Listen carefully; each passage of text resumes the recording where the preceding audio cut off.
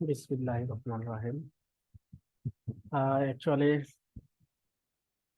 আজকে একটু grammar structure আর ইংলিশের সেন্টেন্স স্ট্রাকচার নিয়ে একটু আলোচনা করবো, যেটা না জানলেই নয়। অ্যাকচুয়ালি জানা প্রয়োজন, কিন্তু ভাষা শেখার জন্য তো আর অ্যাকচুয়ালি গ্রামার শেখা তেমন প্রয়োজন আছে বলে মনে হয় না। কারণ আমরা যখন ভাষা শিখেছি তখন কিন্তু আমরা গ্রামার শিখি নাই। We learn from our mother with a sentence, not a word. কিন্তু আমাদের পুরো সিস্টেমে আগে গ্রামার শেখানো হয়, তারপরে ভাষা শেখানোর চেষ্টা হয়। তারপরে একটু জানা উচিত, কারণ আমরা ওই পরিবেশের মধ্যে থাকি না যেখানে পুরোপুরি ইংলিশের মধ্যে থাকলে, পরিবেশের মধ্যে থাকলে আমরা তাহলে শিখে যাবো। সেক্ষেত্রে সেন্টেন্স, অবজেক্ট, অমুক তমুক সেইগুলো শেখা প্রয়োজন, তাই না? যে কারণে এখন আমাদের একটা জানা প্রয়োজন, আমাদের জানা প্রয়োজন যে ইংলিশ ভাষাটা কেমন স্ট্রাকচারের কথা বলে, আমরা কেমন কথা বলি। এখন সাধারণভাবে যদি দেখি,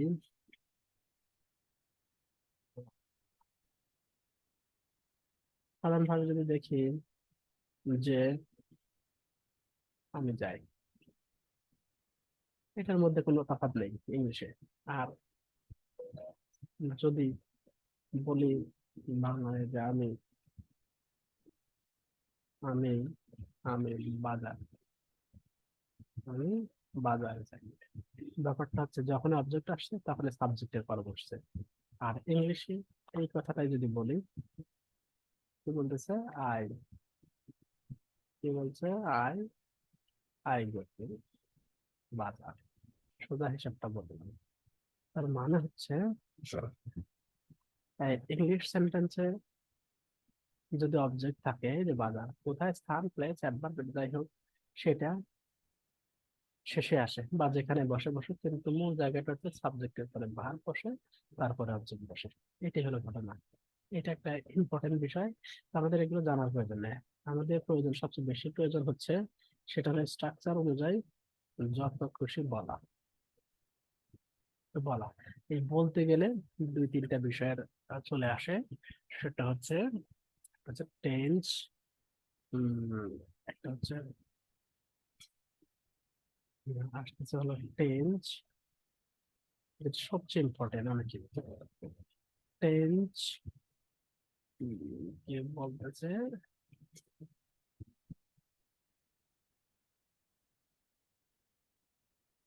tense voice, tense voice and positive verb. শুনে থাকবেন হয়তো।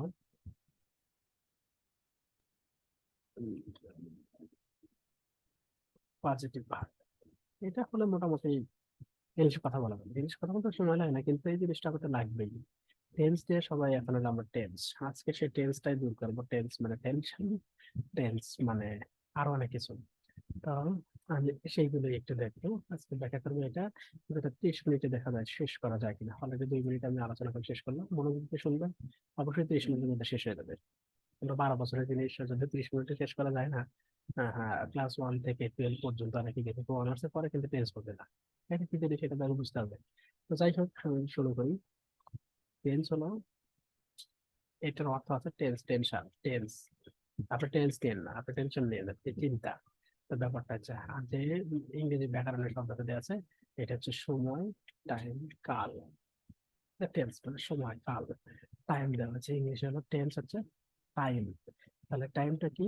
ইংরেজি ভাষায় ইংরেজি ভাষায় তিনটা সময়, যে কোন সময় কথা বলা যায়। অ্যাকচুয়ালি কথা বলা যায় তিনটা সময়, একটা হচ্ছে অতীতে, বর্তমানে আর ভবিষ্যতে। এটাই হলো টেন্স। তাহলে এই টেন্সের ইংরেজি স্ট্রাকচারটা কেমন সেটা একটু ব্যাখ্যা করবো। এটা বারবার পড়ে আসছে, কিন্তু কেন কোনোদিন কারো মনে থাকে না। ওই মনে না থাকে তো কারণ কি, সেটা আমরা দেখবো। ইংরেজি স্ট্রাকচার বাংলায় আমাদের কোনো জায়গায় সাহায্যকারী ভার্ব নাই, অমুক তমুক সাহায্যকারী হেল্পিং ভার্ব নাই, হেল্পিং হ্যান্ড নাই। যেমন আমি স্কুলে যাই, সে স্কুলে যায়। তারপরে হচ্ছে তারা ভাত খায়, এটা সেটা, তারা ভাত খাইছিল সেটা ঠিক আছে। তারা ভাত খাবে সেটাও ঠিক আছে। তারা স্কুলে পড়তে, তারা কঠোর পরিশ্রম করতে থাকবে, তার কঠোর পরিশ্রম দ্বারা এগুলো আছে। কিন্তু ইংরেজি একটু করে ঝামেলা আছে দুই একটা জায়গায়। সেটা হচ্ছে কি, সে স্কুলে যায়, বাংলায় বললাম। কিন্তু ইংরেজি বলে শি গোস টু স্কুল। আমরা বলি নেই সে যায় স্কুল। মানে এস বা ইয়েস যুক্ত হয় না, বাংলায় এমন কোনো কিছু নাই, কিন্তু ইংলিশে এই একটুখানি আলাদা একটা শব্দ আছে, যে সরি সরি বর্ণ, যেগুলো এসে যোগ হয়, যোগ হয়ে এসে মানুষের মাথায় এসে ভুল লাগিয়ে দেয়।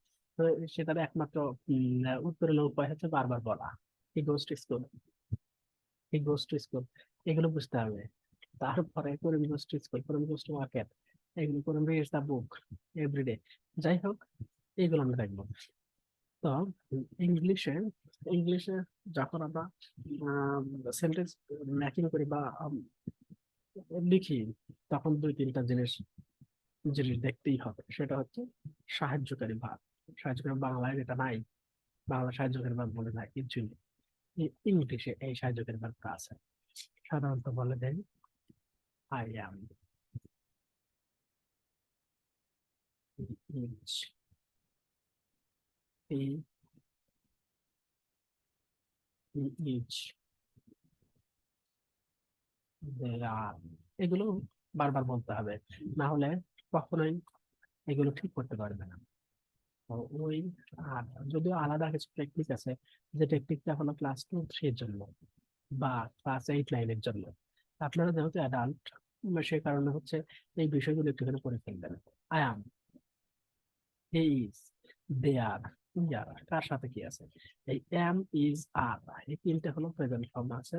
প্রেজেন্ট ফর্ম বর্তমান সময়, বর্তমান সময়ের কথা বলতে গেলে আসবে সাহায্য করে ভাবছে M, is, R.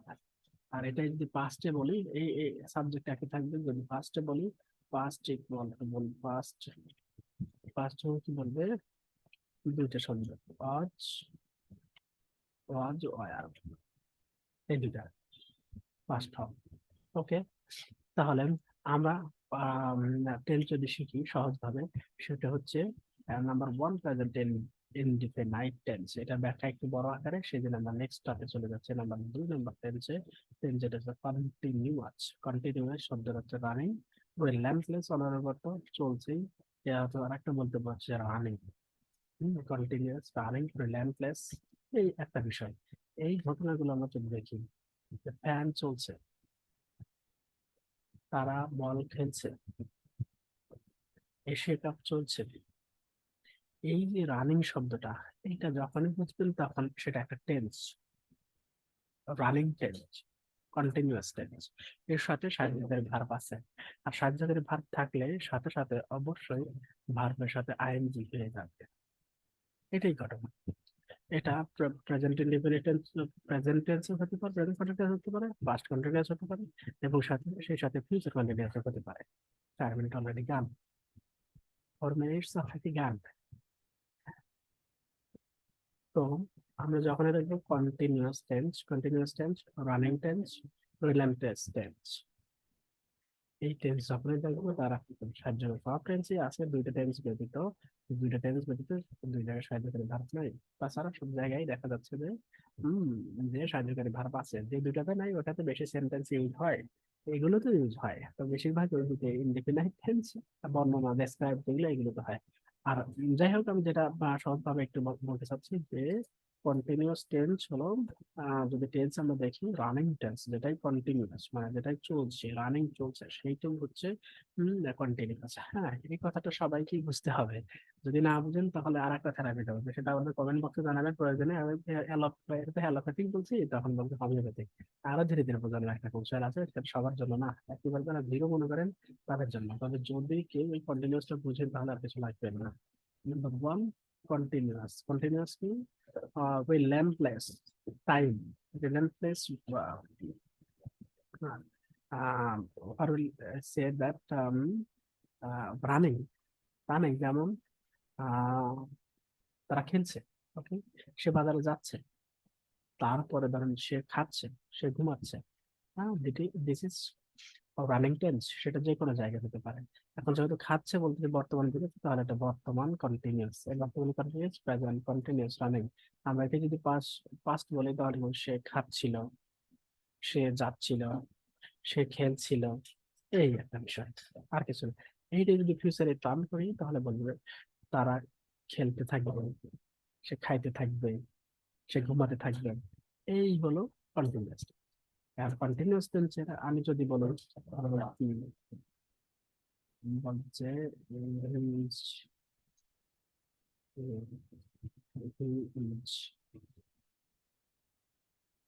is playing football.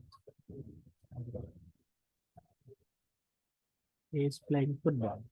ওকে, এটা যদি পাস্ট বলি তাহলে কি হবে? তারা হি ওয়াচ প্লেইং ফুটবল। এইটাই যদি হলো ফিউচার বলি, he he will playing, he will be, এটা he will be playing, he will be playing, হ্যাঁ, he will be playing football. Okay, তো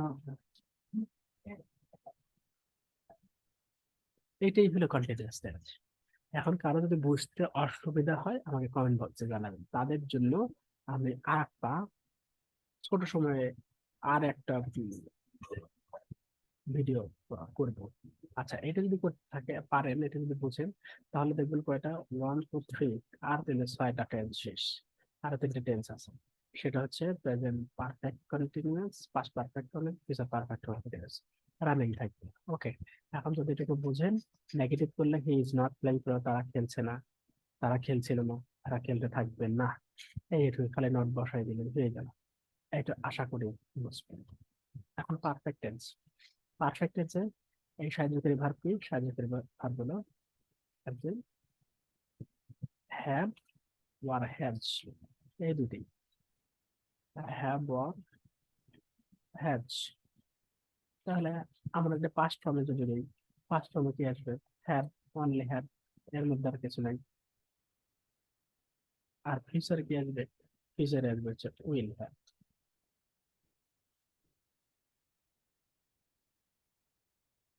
ফিউচারে আসবে উইল হ্যাভ। কোনো কাজ, আমরা কন্টিনিউয়াসটা বুঝেছি, যদি কন্টিনিউয়াস বুঝেছি তাহলে এটাও শেষ হয়ে যাবে। কোনো কাজ অলরেডি ডান, এইটা বুঝতে গেলেই হলে পারফেক্ট টেন্স। পারফেক্ট মানে কি? হি ইজ পারফেক্ট, একেবারে 100-100, হি ইজ পারফেক্ট। এটা কাজের কথা বললে আমরা তো মূলত এই টেন্স দ্বারা বুঝবো কি কোনো কাজ কোন সময় সংঘটিত হচ্ছে সেটা কি বোঝায়।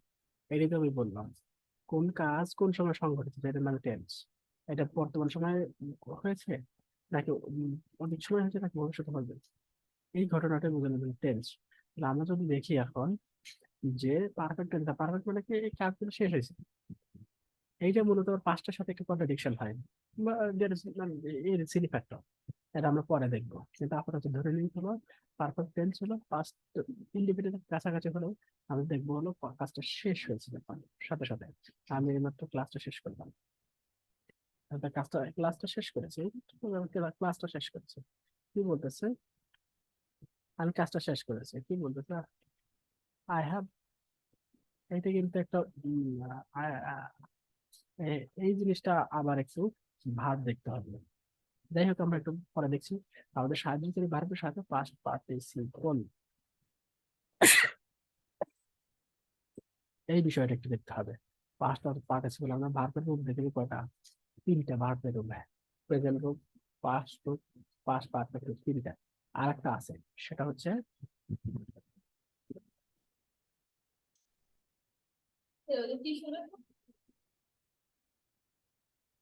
আমরা দেখে ভার্বের রূপ কয়টা? তিনটা, প্রেজেন্ট রূপ, পাস্ট রূপ, আর হচ্ছে পাস্ট পার্টিসিপল, এই তিনটা রূপ দেখেছি। আরো একটা আছে জিরান। যাই হোক, এগুলো বিষয় নিয়ে আমরা আলোচনা করছি। আমাদের এখানে তিনটা রূপ, 3 নাম্বার রূপটা আছে, I have done that work. এই যখন এগুলো মূলত বলতে হবে, যদি না বলা, না বলেন, তাহলে সেইগুলো কখনই আসলে সলভ করতে পারবেন। আপনার মুখস্থ করে কোনো ভাষা শেখা যায় না। এখন মুখস্থ করে যারা ভাষা শিখতে যায় তাদের জন্য 12 বছর 14 বছর লেগে যায়, তারা কোনো কিছুতেই শিখতে পারে না। এটা হলো মূলত হলো স্ট্রাকচার। স্ট্রাকচার দেখাবো, তারপরে হচ্ছে আমি সরাসরি চলে যাবো ইংলিশে। আর মানে সরাসরি যেমন ধরো রিডিং স্ট্রিক্স, রিডিং স্ট্রিক্স যে হাউ টু স্পিড দেয়া, মানে কিভাবে আমাদের স্পিড বাড়ানো যায়, ইনক্রিজ করা যায়, সেই তো আপাতত এই বিষয়গুলো তো মনে হয় বুঝতে হবে। যদি আমার পাস্ট ফর্মে, পাস্ট পারফেক্ট টেন্সে দুইটা ব্যাপার আছে, সেটা হচ্ছে